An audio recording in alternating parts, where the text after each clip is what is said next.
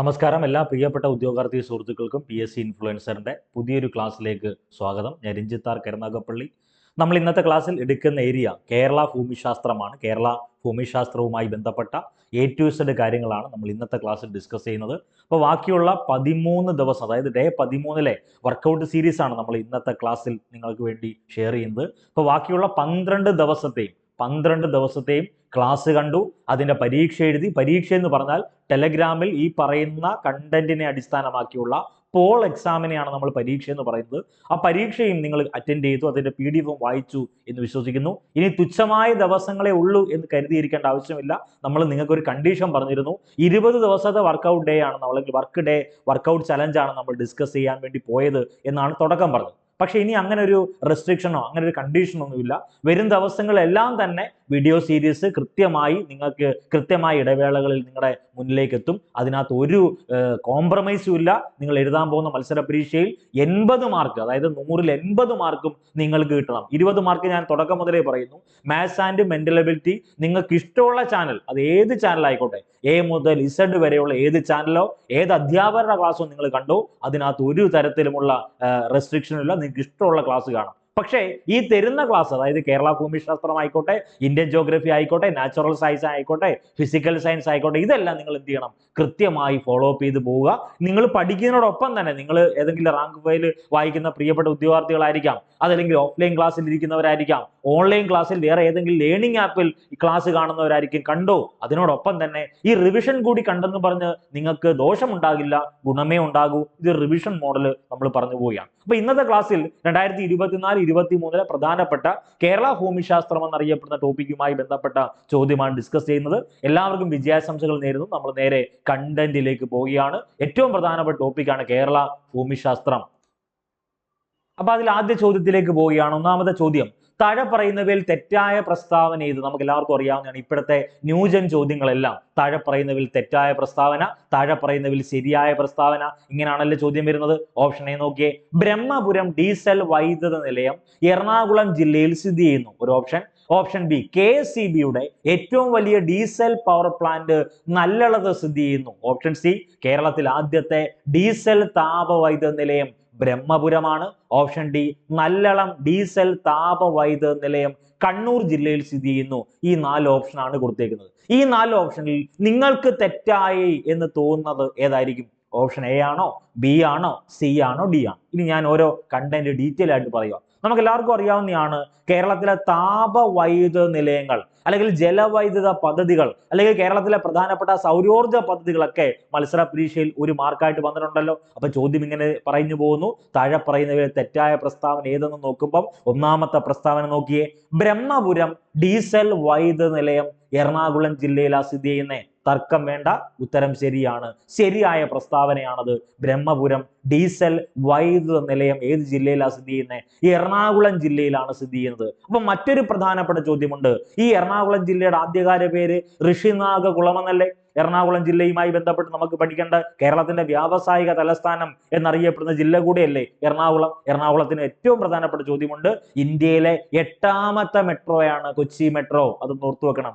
ഇന്ത്യയിൽ ആദ്യ ജലമെട്രോയാണ് കൊച്ചി ജലമെട്രോ, അത് ഓർത്തു വെക്കണം. ഇന്ത്യയിൽ ആദ്യത്തെ സൗരോർജ ടൂറിസ്റ്റ് ബോട്ട് ഏതെന്ന് ചോദിച്ചാൽ അത് ഇന്ദ്രയാണ്, അത് കൊച്ചിയിലാണ് ലോഞ്ച് ചെയ്തത്. അപ്പോൾ അവിടെ ഒരു ചോദ്യം ചോദിക്കും, ഇന്ത്യയിൽ ആദ്യത്തെ സൗരോർജ ബോട്ട് ചോദിച്ചാൽ അത് ആദിത്യയാണ്. ആദിത്യ തവണക്കട മുതൽ വൈക്കം വരെയാണ് സർവീസ് നടത്തിയത്. അതൊക്കെ നിങ്ങൾക്ക് അറിയാം. അപ്പൊ അതിലേക്കൊന്നും പോകുന്നില്ല. ബ്രഹ്മപുരം ഡീസൽ വൈദ്യുത നിലയം എറണാകുളം ജില്ലയിൽ സ്ഥിതി ചെയ്യുന്നു. ആ സ്റ്റേറ്റ്മെന്റ് ശരിയാണ്. അപ്പൊ 3 പ്രധാനപ്പെട്ട കാര്യം അവിടെ ഉണ്ട്. എന്തുവാ? ഒന്ന്, ബ്രഹ്മപുരം എന്ന് പറയുന്നത് ഡീസൽ വൈദ്യുത നിലയമാണെന്ന് ഓർക്കണം. അത് എവിടെയാ സ്ഥിതി ചെയ്യുന്നത്? എറണാകുളം ജില്ലയിലാണ്. ഓപ്ഷൻ ബിയിലേക്ക് വന്നാൽ, KSEBയുടെ ഏറ്റവും വലിയ ഡീസൽ പവർ പ്ലാന്റ് നല്ലളത്ത് സ്ഥിതി ചെയ്യുന്നു. അത് വളരെ പ്രധാനപ്പെട്ടതാണ്. അപ്പൊ KSEBയുടെ, കേരള സ്റ്റേറ്റ് ഇലക്ട്രിസിറ്റി ബോർഡിന്റെ ഏറ്റവും വലിയ ഡീസൽ പവർ പ്ലാന്റ് എവിടെ സ്ഥിതി ചെയ്യുന്നത്? നല്ലളത്ത് സ്ഥിതി ചെയ്യുന്നു. ആ സ്റ്റേറ്റ്മെന്റും ശരിയാണ്. ഓപ്ഷൻ സിയിലേക്ക് വന്നാൽ, കേരളത്തിൽ ആദ്യത്തെ ഡീസൽ താപ വൈദ്യുത നിലയം ബ്രഹ്മപുരമാണ്. അതും ശരിയാ. ഈ ബ്രഹ്മപുരം ഡീസൽ വൈദ്യുത നിലയം ഏത് ജില്ലയിലാണ് സ്ഥിതി ചെയ്യുന്നത്? എറണാകുളം ജില്ലയിലാണ് സ്ഥിതി ചെയ്യുന്നത്. ഓപ്ഷൻ ഡിയിലേക്ക് വന്നാൽ നല്ലളം ഡീസൽ താപ വൈദ്യുത നിലയം കണ്ണൂർ ജില്ലയിൽ സ്ഥിതി ചെയ്യുന്നു. ഉത്തരം തെറ്റാണ്. ഓപ്ഷൻ ഡി ആണ് തെറ്റ്. അതായത് നല്ലളം ഡീസൽ താപ വൈദ്യുത നിലയം ഏത് ജില്ലയിലാണെന്ന് ചോദിച്ചാൽ ഉത്തരം നിങ്ങൾ എഴുതേണ്ടത് കോഴിക്കോട് ജില്ലയിലാണ്. നല്ലളം ഡീസൽ താപ വൈദ്യുത നിലയം ഏത് ജില്ലയിലാണ് സ്ഥിതി ചെയ്യുന്നത്? അത് കോഴിക്കോട് ജില്ലയിലാണ്. അപ്പൊ കോഴിക്കോടുമായി ബന്ധപ്പെട്ട് നിങ്ങൾക്ക് എന്തൊക്കെ അറിയാം, എന്തൊക്കെ ചോദ്യങ്ങൾ അറിയാം? കേരളത്തിൽ ആദ്യമായിട്ട് വിശപ്പ് രഹിത പദ്ധതിയായ ഓപ്പറേഷൻ സുലൈമാൻ നടപ്പിലാക്കിയ ജില്ല കോഴിക്കോടാണ്. കേരളത്തിൽ ആദ്യത്തെ കോള വിമുക്ത ജില്ല കോഴിക്കോടാണ്. കോഴിക്കോടിന്റെ പ്രത്യേകത സത്യത്തിന്റെ തുറമുഖം എന്നറിയപ്പെടുന്ന തുറമുഖമാണ് കോഴിക്കോട് തുറമുഖം. അത് വളരെ പ്രധാനപ്പെട്ടതാണ്. ഇനി ഏറ്റവും പ്രധാനപ്പെട്ട ചോദ്യമുണ്ട്. ഈ പറഞ്ഞ കോഴിക്കോട് തുറമുഖവുമായി ബന്ധപ്പെട്ട് കോഴിക്കോട് ജില്ലയുമായി ബന്ധപ്പെട്ട് പഠിക്കേണ്ടത് 2022 നാഷണൽ ക്രൈം റെക്കോർഡ് ബ്യൂറോ പുറത്തുവിട്ട റിപ്പോർട്ട് പ്രകാരം ഇന്ത്യയിൽ ഏറ്റവും കൂടുതൽ സുരക്ഷിതത്വമുള്ള നഗരങ്ങളിൽ കേരളത്തിലെ ഏക നഗരം ഏതെന്ന് ചോദിച്ചാൽ ഉത്തരം അത് കോഴിക്കോടാണ്. വളരെ പ്രധാനപ്പെട്ടതാണ്. ഓപ്പറേഷൻ സുലൈമാനി മറക്കരുത്. കേരളത്തിൽ ആദ്യമായിട്ട് വിശപ്പ് രഹിത പദ്ധതിയായ ഓപ്പറേഷൻ സുലൈമാനി നടപ്പിലാക്കിയ ജില്ല കോഴിക്കോടാണ്. കേരളത്തിൽ ആദ്യത്തെ കോള വിമുക്ത ജില്ല ചോദിക്കും. കേരളത്തിൽ ആദ്യത്തെ കോള വിമുക്ത ജില്ല. ഈ ക്വസ്റ്റ്യൻ കാണുമ്പോൾ നമ്മൾ മനസ്സിൽ കരുതും ഈ പറഞ്ഞ പാലക്കാട് പ്ലാച്ചിമടയൊക്കെയാണെന്ന്. തെറ്റാ. കേരളത്തിൽ ആദ്യത്തെ കോള വിമുക്ത ജില്ല എന്നറിയപ്പെടുന്നത് അത് കോഴിക്കോടാണ്. വളരെ പ്രധാനപ്പെട്ടതാണ്. ഓപ്പറേഷൻ സുലൈമാനി മറക്കരുത്. ഇനി ഈ യുനെസ്കോ അവാർഡുമായി ബന്ധപ്പെട്ട പ്രത്യേകതയുണ്ടല്ലോ. യുനെസ്കോയുടെ സാഹിത്യ നഗര പദവി ലഭിച്ച കേരളത്തിലെ സ്ഥലം കൂടിയാണ് കോഴിക്കോട്. ആ ചോദ്യം ചോദിച്ച് ഒരു മിനിമം ഒരു 15 തവണയെങ്കിലും കേരള PSC ചോദിച്ച് ഇപ്പൊ എല്ലാ ഉദ്യോഗാർത്ഥികൾക്കും കാണാപ്പാടമാണ്. അപ്പൊ നമുക്ക് വേണ്ടത് ഓപ്ഷൻ ഡി ആണ് തെറ്റ്. നല്ലളം ഡീസൽ താപ വൈദ്യുത നിലയം ഏത് ജില്ലയിലാണ് സ്ഥിതി ചെയ്യുന്നത്? കണ്ണൂർ ജില്ലയിലല്ല സ്ഥിതി ചെയ്യുന്നത്, അത് കോഴിക്കോട് ജില്ലയിലാണ് സ്ഥിതി ചെയ്യുന്നത്. ഇനി കേരളത്തിലെ മത്സര പരീക്ഷയിൽ ചോദിക്കുന്ന, കേരള PSC നടത്തുന്ന മത്സര പരീക്ഷയിൽ ചോദിക്കുന്ന പ്രധാനപ്പെട്ട ഒരു ഏരിയയാണ് കേരളത്തിലെ പ്രധാനപ്പെട്ട താപ വൈദ്യുത നിലയങ്ങൾ. വളരെ പ്രധാനപ്പെട്ടതാണ്. അതിൽ ഏറ്റവും പ്രധാനപ്പെട്ടതാണ് കായംകുളം. കായംകുളം ഏത് ജില്ലയിലാണെന്ന് പറയേണ്ട ആവശ്യമില്ല. കായംകുളത്തിന്റെ ആദ്യകാല പേരുണ്ട്. കായംകുളത്തിന്റെ ആദ്യകാല പേര് ഓടനാട് എന്നാണ്. അപ്പൊ കായംകുളത്തിന്റെ ആദ്യകാല പേര് ഓടനാട് എന്നാണ്. കായംകുളം താപവൈദ്യുത നിലയത്തിൽ ഉപയോഗിക്കുന്ന ഇന്ധനം അത് നാഫ്തയാണ്. അത് ഏത് ജില്ലയിലാണ് സ്ഥിതി ചെയ്യുന്നത്? ആലപ്പുഴ ജില്ലയിലാണ്. കേരളത്തിലെ ഏറ്റവും ചെറിയ ജില്ലയായ ആലപ്പുഴ ജില്ലയിലാണ് കായംകുളം താപവൈദ്യുത നിലയം സ്ഥിതി ചെയ്യുന്നത്. അപ്പൊ അവിടെ നമ്മളെ കുഴപ്പിക്കുന്ന ഒരു ചോദ്യമുണ്ട്, വളരെ പ്രധാനപ്പെട്ടതാണ്. ആലപ്പുഴയുമായി ബന്ധപ്പെട്ടാണല്ലോ കുട്ടനാട് നമ്മൾ പഠിക്കുന്നത്. കൊട്ടനോറ എന്ന് പ്രാചീന കാലത്ത് അറിയപ്പെട്ട ഭൂപ്രദേശമാണല്ലോ കുട്ടനാട്. കേരളത്തിന്റെ നെല്ലറ എന്നറിയപ്പെടുന്ന പ്രദേശം ചോദിച്ചാൽ അത് കുട്ടനാടാണ്. അതൊന്ന് ഓർത്തു വെക്കുക. അപ്പൊ കായംകുളം ഏത് താപവൈദ്യുത നിലയമാണല്ലോ? കേരളത്തിലെ പ്രധാനപ്പെട്ട താപവൈദ്യുത നിലയങ്ങളിൽ ഒന്ന് കായംകുളമുണ്ട്. അവിടെ ഉപയോഗിക്കുന്ന ഇന്ധനം നാഫ്തയാണ്. ഏത് ജില്ലയിലാണ് സ്ഥിതി ചെയ്യുന്നത്? ആലപ്പുഴ ജില്ലയിലാണ്. അവിടെ നമ്മൾ പഠിക്കുന്ന സമയത്ത് ഏറ്റവും പ്രധാനപ്പെട്ടതാണ് ആലപ്പുഴ ജില്ലയിലെ കായംകുളത്തിനടുത്തുള്ള ചൂളത്തെരുവ് എന്നറിയപ്പെടുന്ന സ്ഥലത്താണ് ഈ പറയുന്ന കായംകുളം താപവൈദ്യുത നിലയം സ്ഥിതി ചെയ്യുന്നത്. അടുത്തത് ബ്രഹ്മപുരത്ത് ഉപയോഗിക്കുന്ന ഇന്ധനം ഡീസലാണ്. ബ്രഹ്മപുരം താപവൈദ്യുത നിലയം സ്ഥിതി ചെയ്യുന്നത് എറണാകുളം ജില്ലയിലാണ്. തുടക്കത്തിൽ 2-3 സ്റ്റേറ്റ്മെന്റ് നമ്മൾ ഡിസ്കസ് ചെയ്തായിരുന്നല്ലോ. നല്ലളം സ്ഥിതി ചെയ്യുന്നത് കോഴിക്കോട് ജില്ലയിലാണ്. അവിടെ ഉപയോഗിക്കുന്ന ഇന്ധനം ഏതാണ്? അത് ഡീസലാണ്. വേറെ ഒന്നുമില്ല. ഈ ക്ലാസ് നിങ്ങൾ നോർമൽ സ്പീഡിൽ കാണണമെന്നില്ല. 2x ഇട്ട് കണ്ടോ, അല്ലെങ്കിൽ അതിൽ കൂടുതൽ സ്പീഡ് ഉണ്ടെങ്കിൽ അത്രയും സ്പീഡിൽ ഇട്ട് കേട്ടോ. കാരണം എഴുതാൻ പോകുന്ന മത്സര പരീക്ഷ അടുത്തെത്തി. നമുക്ക് അധികം സമയമില്ല. അതുകൊണ്ട് വെപ്രാളമൊന്നും പിടിക്കേണ്ട ആവശ്യമില്ല. നിങ്ങൾ നിങ്ങൾ ചെയ്യുന്ന രീതികളെല്ലാം വളരെ സിസ്റ്റമാറ്റിക് ആയിട്ടാണ് പോയിക്കൊണ്ടിരിക്കുന്നത്. നിങ്ങൾ ഈ ക്ലാസ് കാണുന്നുണ്ട്, ഒപ്പം തന്നെ നിങ്ങൾ പഠിക്കുന്നുണ്ട്. അത് വളരെ പ്രധാനപ്പെട്ടതാണ്. ഈ ക്ലാസ് മാത്രം കണ്ടുകൊണ്ടല്ല നിങ്ങൾ ഈ പറയുന്ന നിങ്ങളുടെ GK ലെവൽ കൂടുന്നത്, നിങ്ങളുടെ മാത്സ് ആൻഡ് മെന്റൽ എബിലിറ്റി കൂടുന്നത്, നിങ്ങളുടെ സയൻസ് ഫാക്ട്, നാച്ചുറൽ സയൻസും ഫിസിക്കൽ സയൻസും എല്ലാ ഫാക്ടിന്റെയും കണ്ടന്റ് നിങ്ങളുടെ ബ്രെയിനിൽ കൂടുന്നതിന്റെ പ്രധാന കാരണം നിങ്ങൾ പഠിക്കുന്നു. അതുകൊണ്ടാണ്. നിങ്ങൾ പഠിക്കുന്നതോടൊപ്പം തന്നെയല്ലേ ഈ ക്ലാസ് ഫോളോ അപ്പ് ചെയ്ത് പോകുന്നത്. അപ്പൊ നിങ്ങൾ പഠിക്കുന്ന ഒരു ഭാഗത്ത് 90% നിങ്ങൾ പഠിക്കുന്നു, അതിൽ 1% ഞങ്ങൾ എഫേർട്ട് ഇടുന്നു, ബാക്കിയുള്ളത് ദൈവത്തിന് വിട്ടുവെക്കുന്നതാണ്. അത് നിങ്ങൾക്ക് ഉറപ്പായിട്ട് ഈ വരുന്ന 2025 10th ലെവൽ പരീക്ഷ അല്ലെങ്കിൽ നിങ്ങൾ എഴുതാൻ പോകുന്ന പരീക്ഷ ഉറപ്പായിട്ടും നിങ്ങൾക്ക് കിട്ടും. നിങ്ങൾ അത്രയേറെ പഠിക്കുന്നുണ്ടെന്നേ, അത്രയേറെ നിങ്ങൾ എഫേർട്ട് ഇടുന്നുണ്ട്. അപ്പൊ ഈ പറയുന്ന കാര്യങ്ങളൊക്കെ ഒന്ന് ഓർത്തു വെക്കണം. ഇനി ചീമേനിയിൽ ഒരു പ്രധാനപ്പെട്ട താപവൈദ്യുത നിലയം സ്ഥാപിതമാകാൻ പോവുകയാണ് ചീമേനിയിൽ. അവിടെ ഉപയോഗിക്കുന്ന ഇന്ധനം എന്ന് പറഞ്ഞാൽ പ്രകൃതിവാതകമാണ്. ഈ ചീമേനി താപവൈദ്യുത നിലയം സ്ഥിതി ചെയ്യുന്നത് അത് കാസർഗോഡ് ജില്ലയിലാണ്. നമ്മൾ കേരള ഹിസ്റ്ററിയിൽ ഈ ഒരു ഏരിയ പഠിക്കുമ്പോൾ ഒരു സമരം പഠിക്കും. ഏതാണെന്നറിയോ?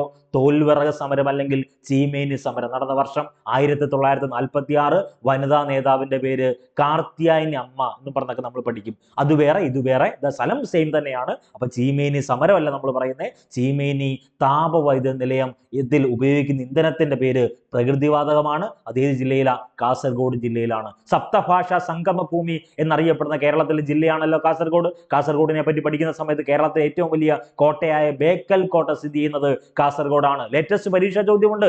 ഈ പറഞ്ഞ ബേക്കൽ കോട്ട ഏത് താലൂക്കിലാണെന്ന് ഉൾപ്പെടെയുള്ള കണ്ടന്റ് നമ്മൾ കേരളം അടിസ്ഥാന വിവരങ്ങൾ ഡിസ്കസ് ചെയ്യുമ്പോൾ എടുത്തോളാം. ഇപ്പം നിങ്ങൾ ഇത്രയും കാര്യങ്ങൾ പഠിക്കുക. Kayamkulam naphtha Alappuzha, Brahmapuram diesel Ernakulam, Nallalam diesel Kozhikode, Cheemeni പ്രകൃതിവാതകം കാസർഗോഡ്. ഇത്തരം കാര്യങ്ങൾ കിട്ടിയല്ലോ. ഇനി നമുക്ക് മത്സര പരീക്ഷയ്ക്ക് ചോദിക്കുന്ന വളരെ പ്രധാനപ്പെട്ട ചോദ്യം, ഈ കായംകുളം NTPC താപനിലയത്തെ അറിയപ്പെടുന്ന മറ്റൊരു പേരാണ് Rajiv Gandhi combined cycle power project. നിങ്ങൾ വായിക്കുന്ന ടെക്സ്റ്റ് തന്നെ, നിങ്ങൾ വായിക്കുന്ന റാങ്ക് ഫയൽ തന്നെ, നിങ്ങൾ വായിക്കുന്ന SCERT സ്കൂൾ ടെക്സ്റ്റ് തന്നെയാണ് ഈ കണ്ടന്റിലേക്ക് ആഡ് ചെയ്തേക്കുന്നത്. കായംകുളം NTPC താപനിലയത്തിന്റെ മറ്റൊരു പേര് Rajiv Gandhi combined cycle power project എന്നാണ്. ഇത് പ്രവർത്തനം ആരംഭിക്കുന്ന വർഷം 1999 ജനുവരി 17 എന്ത് ഈ കായംകുളം NTPC പ്രവർത്തനം ആരംഭിക്കുന്നത്. അത് വളരെ വളരെ പ്രധാനപ്പെട്ടതാണ്. അടുത്തത് ഈ പറഞ്ഞ കായംകുളം NTPC-യുടെ കീഴിൽ ഏറ്റവും പ്രധാനപ്പെട്ട ചോദ്യമുണ്ട്. NTPC-യുടെ കീഴിൽ ഒഴുകുന്ന സോളാർ സ്ഥാപിച്ച NTPC-യുടെ കീഴിൽ ഒഴുകുന്ന സോളാർ നിലയം സ്ഥാപിച്ച സ്ഥലം ചോദിച്ചാൽ അത് ഈ പറഞ്ഞ കായംകുളം NTPC-യില. ഇതിന്റെ വൈദ്യുത ഉൽപാദന ശേഷി ചോദിച്ചാൽ അത് 350 മെഗാവാട്ടാണ്. ഇതിന്റെ ഈ പറഞ്ഞ കായംകുളം NTPC-യിലെ വൈദ്യുത ഉൽപാദന ശേഷി 350 മെഗാവാട്ടാണ്. അതൊന്ന് ഓർത്തു വെക്കണം. ഇനി LGS പരീക്ഷയ്ക്ക് സ്ഥിരമായി ചോദിച്ച ഒരു ചോദ്യമുണ്ട്. ഏത് നദിയിലെ ജലമാണ് കൂളിംഗ് വാട്ടറായി കായംകുളം NTPC-യിൽ ഉപയോഗിക്കുന്നത്? അത് അച്ചൻകോവിലാറിലെ ജലമാണ് കൂളിംഗ് വാട്ടർ ആയിട്ട് കായംകുളം NTPC-യിൽ ഉപയോഗിക്കുന്നത്. അത് വളരെ പ്രധാനപ്പെട്ടതാണ്. അപ്പൊ കായംകുളം NTPC താപനിലയത്തിന്റെ മറ്റൊരു പേര് Rajiv Gandhi combined cycle power project എന്നാണ്. സ്ഥാപിതമായ വർഷം 1999 ജാനുവരി 17 ഓർത്തു വെക്കണം. വൈദ്യുത ഉൽപാദന ശേഷി 350 മെഗാവാട്ടാണ്. അപ്പൊ ഏത് നദിയിലെ ജലമാണ് കൂളിംഗ് വാട്ടറായി ഉപയോഗിക്കുന്നതെന്ന് ചോദിച്ചാൽ അച്ചൻകോവിലാറിലെ ജലമാണ് കൂളിംഗ് വാട്ടറായിട്ട് ഇവിടെ ഉപയോഗിക്കുന്നത്. കായംകുളം NTPC-യിൽ ഉപയോഗിക്കുന്നത്. അത് വളരെ പ്രധാനപ്പെട്ടതാണ്, മറക്കല്ലേ. അപ്പൊ രാജീവ് ഗാന്ധി കമ്പൈൻഡ് സൈക്കിൾ പ്രൊജക്റ്റിൽ ഉപയോഗിക്കുന്ന ഇന്ധനം ചോദിച്ചാൽ ഉത്തരം ഏത് തന്നെ? നാഫ്ത. കായംകുളത്ത് ഉപയോഗിക്കുന്ന ഇന്ധനം തന്നെ അല്ലയോ? പേര് മാറ്റം അല്ലെങ്കിൽ മാത്രം മാറുന്നു എന്നേ ഉള്ളൂ. അതൊന്ന് ഓർത്തു വെക്കുക, വളരെ പ്രധാനപ്പെട്ടതാണ്. ഓക്കെ, അപ്പൊ ഈ ക്ലാസിന്റെ PDF നോട്ട് PSC ഇൻഫ്ലുവൻസറിന്റെ ടെലഗ്രാം കൂട്ടായ്മയിൽ പബ്ലിഷ് ചെയ്തിട്ടുണ്ട്. അപ്പൊ ക്ലാസ് കാണുന്നതിനോടൊപ്പം ആ നോട്ട്സ് ഒന്ന് വായിക്കണം. ആ നോട്ട്സ് വായിച്ചിട്ട് എന്ത് ചെയ്യണം? അതിന്റെ എക്സാം, അതിന്റെ 4 പോൾ എക്സാം ആയിരിക്കും നമ്മൾ കണ്ടക്ട് ചെയ്യുന്നത്. ചിലപ്പോൾ 10 ആയിരിക്കാം, ചിലപ്പോൾ 15 പോൾ എക്സാം ആയിരിക്കാം. അത് ജസ്റ്റ് എന്ത് ചെയ്യുക? പോൾ എക്സാം ചെയ്ത് പ്രാക്ടീസ് ചെയ്ത് പോവുക. അടുത്ത വീഡിയോ ടോപ്പിക് നമുക്ക് സ്റ്റഡി ടൈം ടേബിൾ ഉണ്ട്. അത് പ്രകാരമാണ് നമ്മൾ ഈ ക്ലാസ് അപ്ലോഡ് ചെയ്തുകൊണ്ടിരിക്കുന്നത്. അതുകൂടാതെ നിങ്ങൾക്ക് അഡീഷണൽ ഏതൊക്കെ ടോപ്പിക് വേണമെന്ന് വെച്ചാൽ അത് കമന്റ് ചെയ്യുക. ഇടയ്ക്ക് വെച്ച് പഞ്ചവത്സര പദ്ധതി എന്ന് പറഞ്ഞൊരു പോർഷൻ നിങ്ങൾ പ്രിയപ്പെട്ട ഉദ്യോഗാർത്ഥികൾ കമന്റ് ചെയ്തിരുന്നു. അത് നമ്മൾ വരും ക്ലാസ്സിൽ എടുത്തോളാം. ദെൻ 1 ലക്ഷം പോൾ വർക്കൗട്ടിന്റെ ഒരു ചലഞ്ച് നമ്മൾ ടെലഗ്രാം കൂട്ടായ്മയിലുണ്ട്. അത് ഏകദേശം 70 ദിവസം ഇപ്പം കഴിഞ്ഞിരിക്കുകയാണ്. 50 ദിവസമല്ല, 70 ദിവസം കഴിഞ്ഞിരിക്കുകയാണ്. ആ 70 ദിവസവും നമ്മൾ ചെയ്തേക്കുന്നത് 1 ലക്ഷം പോൾ വർക്കൗട്ട്. 1 ലക്ഷം പോൾ വർക്കൗട്ട് എന്ന് പറഞ്ഞാൽ 1 ലക്ഷം പോൾ ഇല്ല ഇതിനകത്ത്, 1 ലക്ഷമാണ് നമ്മുടെ ലക്ഷ്യം. ഇപ്പൊ ഏകദേശം 10-12,000 പോള് കഴിഞ്ഞു പോൾ എക്സാം. അതിൽ കറണ്ട് അഫേഴ്സ് ഉണ്ട്, റിനേസൻസ് ഉണ്ട്, കേരള ഹിസ്റ്ററി ഉണ്ട്, നാച്ചുറൽ സയൻസ് ഉണ്ട്, ഫിസിക്കൽ സയൻസ് ഉണ്ട്. എല്ലാ ടോപ്പിക്കും മിക്സ് ആയിട്ടാണ് നമ്മൾ കൊടുക്കുന്നത്. ഇനി നമ്മൾ അടുത്ത ദിവസം മുതൽ ചെയ്യാൻ പോകുന്നത് ഓരോ ടോപ്പിക്, അതായത് ഇന്ത്യയിലെ പ്രധാനപ്പെട്ട നിയമനങ്ങൾ, കേരളത്തിലെ പ്രധാനപ്പെട്ട നിയമനങ്ങൾ, പ്രധാനപ്പെട്ട വേദികൾ, പ്രധാനപ്പെട്ട പുരസ്കാരങ്ങൾ, ഇത് ഓരോ ഓർഡർ ആയിട്ട് ഓരോ ദിവസവും പോൾ എക്സാം ആയിട്ട് അതുകൂടി അപ്ലോഡ് ചെയ്യും. ഇപ്പൊ ഈ നോർമൽ ഈ എക്സാം ഈ ക്ലാസ്സിനെ ബേസ് ചെയ്തിട്ടുള്ള പോള് കൂടാതെ ഓരോ കറണ്ട് അഫേഴ്സിന്റെ ടോപ്പിക്ക് നമ്മൾ എന്ത് ചെയ്യും? ഈ പറയുന്ന PSC ഇൻഫ്ലുവൻസർ ടെലഗ്രാം കൂട്ടായ്മയിൽ അപ്ലോഡ് ചെയ്യും. അതുകൂടി നിങ്ങളൊന്ന് ചെയ്ത് പ്രാക്ടീസ് ചെയ്ത് പോകും. ഓക്കെ, അടുത്ത മറ്റൊരു പ്രധാനപ്പെട്ട ചോദ്യം ഇതാണ്. താഴെ പറയുന്നവയിൽ തെറ്റായ പ്രസ്താവന ഏത് എന്നാണ് ചോദ്യം. ഓപ്ഷൻ എ നോക്കിയേ. ബാണാസുര സാഗർ അണക്കെട്ട് വയനാട് ജില്ലയിൽ സ്ഥിതി ചെയ്യുന്നു. Option A. Option B. കേരളത്തിൽ ആദ്യത്തെ ഒഴുകുന്ന സൗരോർജ്ജ നിലയം സ്ഥാപിച്ചിരിക്കുന്നത് ബാണാസുര സാഗർ ഡാമിലാണ്. Option C. കേരളത്തിൽ ഏറ്റവും വലിയ എർത്ത് ഡാം ബാണാസുര സാഗർ ഡാമാണ്. Option D. Banasura Sagar dam സ്ഥിതി ചെയ്യുന്നത് മഞ്ചേശ്വരം നദിയിലാണ്. ഇങ്ങനെ 4 ഓപ്ഷനാണ് കൊടുത്തേക്കുന്നത്. അപ്പൊ ഇതിൽ ഏതാണ് തെറ്റായ പ്രസ്താവന? നിങ്ങൾ തന്നെ ഒന്ന് ആലോചിച്ച് നോക്കിയേ. ഓപ്ഷൻ എ ആണോ? ഓപ്ഷൻ ബി ആണോ? ഓപ്ഷൻ സി ആണോ? ഓപ്ഷൻ ഡി ആണോ ഇതിൽ തെറ്റായ പ്രസ്താവന? അപ്പോൾ ഈ കൊടുത്തേക്കുന്ന 4 പ്രസ്താവനയിൽ ഏത് പ്രസ്താവന ശരി അല്ലെങ്കിൽ ഏത് പ്രസ്താവന തെറ്റെന്ന് നമ്മൾ നോക്കുമ്പോൾ, ഒന്ന്, ബാണാസുര സാഗർ അണക്കെട്ട് വയനാട് ജില്ലയിലാണ് സ്ഥിതി ചെയ്യുന്നത്. അത് ശരിയാണ്. നമുക്ക് എല്ലാവർക്കും അറിയാവുന്നതാണ്. കേരളത്തിൽ ആഫ്രിക്ക എന്നറിയപ്പെടുന്ന ജില്ല വയനാടാണ്. വയൽനാട് എന്നറിയപ്പെട്ട കേരളത്തിലെ ജില്ല കൂടിയാണ് ഇത് വയനാട്. വയനാടുമായി ബന്ധപ്പെട്ട് ഒത്തിരി പ്രത്യേകതയുണ്ട്. അത് കറണ്ട് അഫയേഴ്സിനകത്തുള്ള കണ്ടന്റ് നമ്മൾ എടുത്തോളാം. അപ്പോൾ ബാണാസുര സാഗർ അണക്കെട്ട് ഏത് ജില്ലയിലാണ്? വയനാട് ജില്ലയിൽ സ്ഥിതി ചെയ്യുന്നു. അത് ശരിയാണ്. ഓപ്ഷൻ ബിയിലേക്ക് വന്നാൽ, കേരളത്തിൽ ആദ്യത്തെ ഒഴുകുന്ന സൗരോർജ്ജ നിലയം സ്ഥാപിച്ചിരിക്കുന്നത് ബാണാസുര സാഗർ ഡാമിലാണ്. നമ്മൾ നേരത്തെ ഒഴുകുന്ന സൗരോർജ്ജ നിലയത്തിന്റെ NTPC കാര്യം പറഞ്ഞു.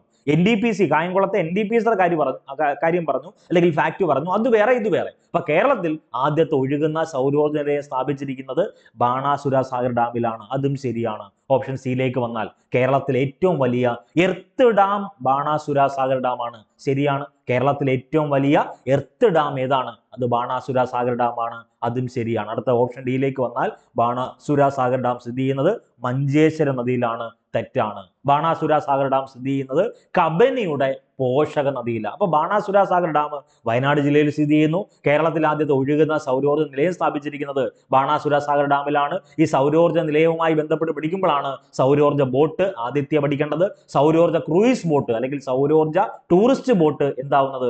ഇന്ദ്രയാകുന്നത്. അതൊക്കെ ഒന്ന് ഓർത്തു വെക്കണേ. അപ്പൊ ഇതിന് ഉത്തരം ഏതാണ്? ബാണാസുര സാഗർ ഡാം ഏത് നദിയിലാണ്? കരമനത്തോട് നദിയിലാണ് സ്ഥിതി ചെയ്യുന്നത്. കബനിയുടെ പോഷക നദിയാണ് ഏത്? കരമനത്തോട് എന്നറിയപ്പെടുന്നത്. അതൊന്ന് ഓർത്തു വെക്കണം.